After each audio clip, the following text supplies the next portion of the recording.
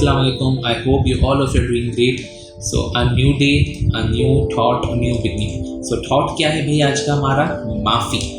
माफ़ी बहुत छोटा लफ्ज़ है लेकिन बहुत ही मुश्किल है इसको करना, किसी को माफ़ करना बहुत मुश्किल है।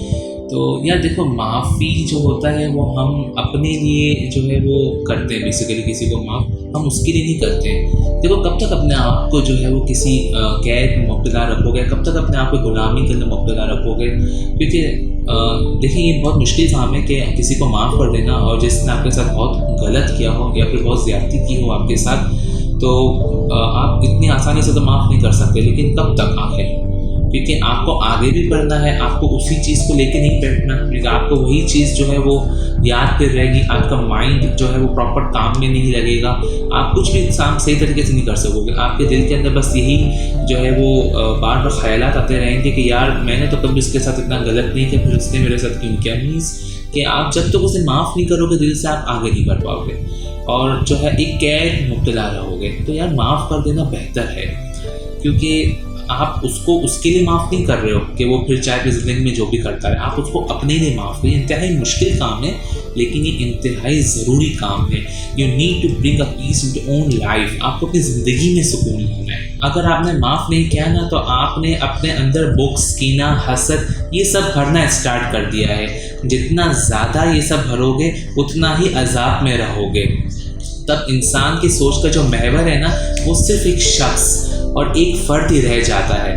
तब सोच कुछ अच्छा नहीं कर सकती है, तब आप कुछ क्रिएटिविटी नहीं कर सकते हो बेसिकली। तब तक आप ज़िंदगी में कुछ क्रिएटिव नहीं कर सकते हो। मीन्स कि वो आदमी या वो शख्स जो बहुत कुछ कर सकता था अपनी लाइफ में, वो सिर्फ और सिर्फ अपनी सोच के अंदर उसी एक इंसान को लिए बैठा हुआ है कि इसने मेरे साथ ये गलत काम किया। जब तक तुम उसको नहीं निकालोगे, तुम अपनी ज़िंदगी में आगे कुछ अच्छा काम नहीं कर सकोगे, तुम अपनी ज़िंदगी में आगे कुछ प्रोडक्टिव नहीं कर सकोगे।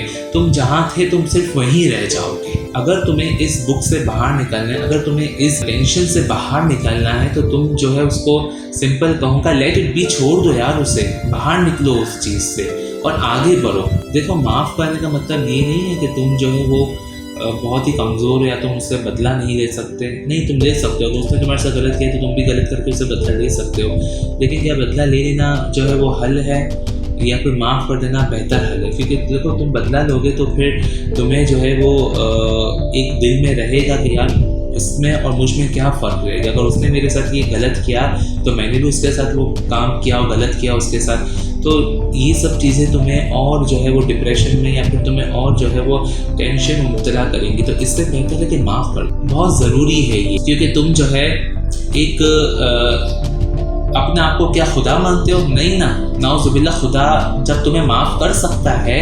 एक मिस्टेक्स या फिर जो तुमने गलतियाँ बहुत बड़ी की हैं उसके ऊपर खुदा तुम्हें माफ़ करता है, तो तुम्हारी क्या औकात है?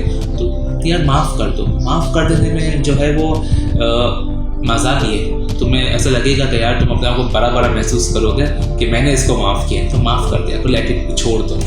तो होपफुली आपको वीडियो अच्छी लगी हो और जो है आप आइंदा अपनी ज़िंदगी के लोगों को माफ़ करना ज़रूर सीखेंगे। Thank you so much. हमारे इस चैनल को ज़रूर सब्सक्राइब करें, लाइक करें, बेल आइकॉन को ज़रूर प्रेस करें, so that you keep updated with my all new content.